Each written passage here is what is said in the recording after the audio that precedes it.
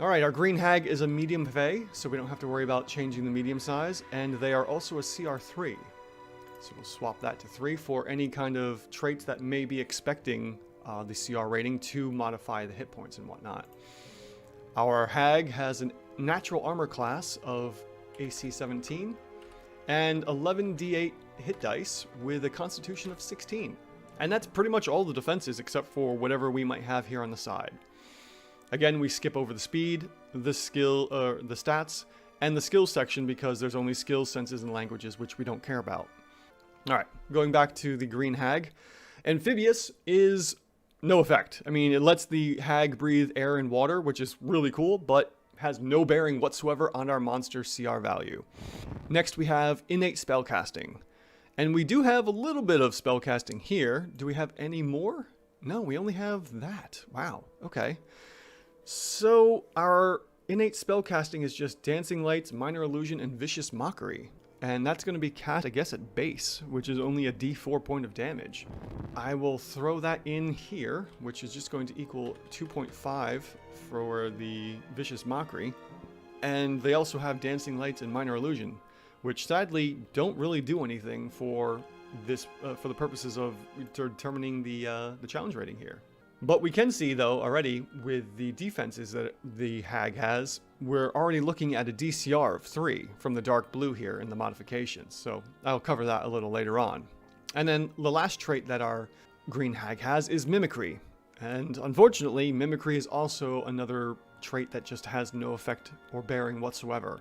Again, if you want to verify the items I'm talking about here and having no effect whatsoever, you want to look in the DMG somewhere after probably page 282. It's a little further down in the custom monster section, and there's just a huge, almost 2-page list of traits that, well, actually all the traits during the time of when the books were first released.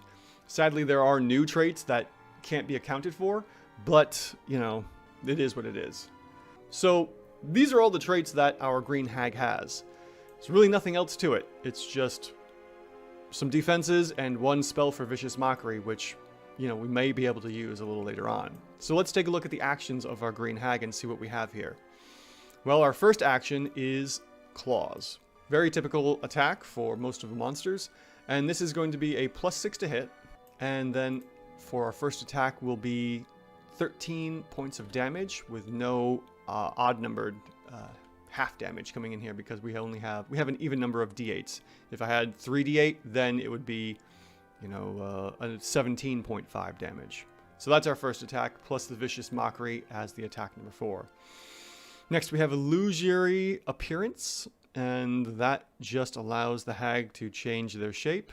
All right, well, they're saying she, so allow her to change her shape. This really doesn't do much for combat except for getting the jump on the players. So in essence, we might say that the Hag has the ability to get the upper hand because of the illusory appearance.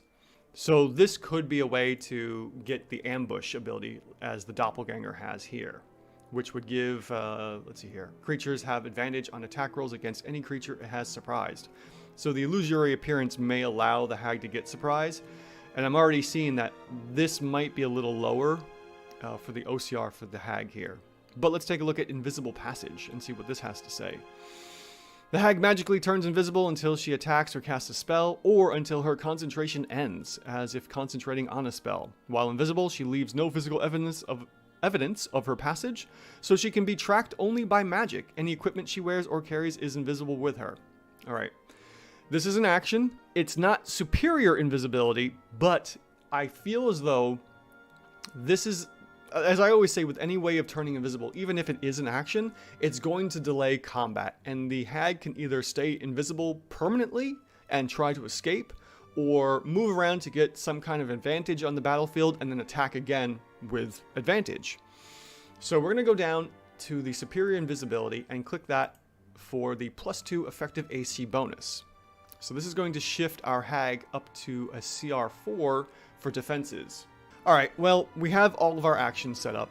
Let's put the 13 points of damage into the total damage here. So we're looking at 13 for here, here, and here. Alright, well, as we can see in our chart right off the bat, And with the green here, our Green Hag is actually a balanced monster at CR3, provided the invisibility is used and is delaying combat, which is good. I'm not saying there's nothing wrong with it. I just think that it's odd. When you look in the DMG for all the monster traits, invisibility and superior invisibility are both there. But anytime I've found a monster that just has regular invisibility, it's always required to bring the CR up to where it's meant to be. So it's funny.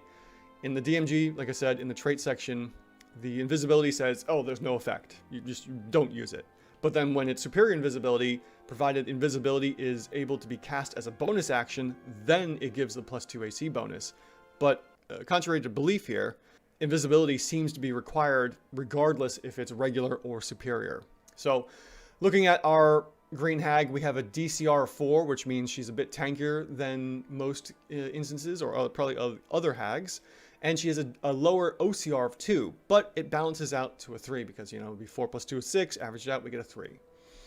And we can see here that our hag with a hit point rating of 82 falls somewhere in the middle of a DCR 1 base, and then is expecting an AC of 13.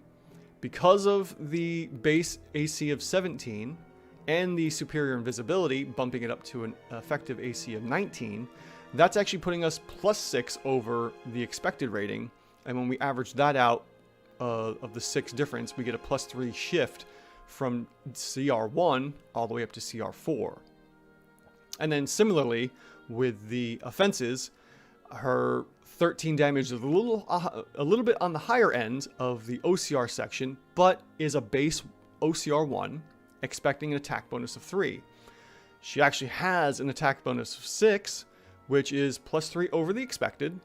And when we average that out, we'll get 1.5, and we round down. That's only a +1 shift from the OCR 1 to an OCR 2. And then when we average those two numbers out, we get our CR3 for the Green Hag. And there you have it. That's how you break down and expose the monster's CR values. If you like what you've seen, hit the subscribe button down below and give the video a thumbs up. I post daily. And until next time, thanks for watching.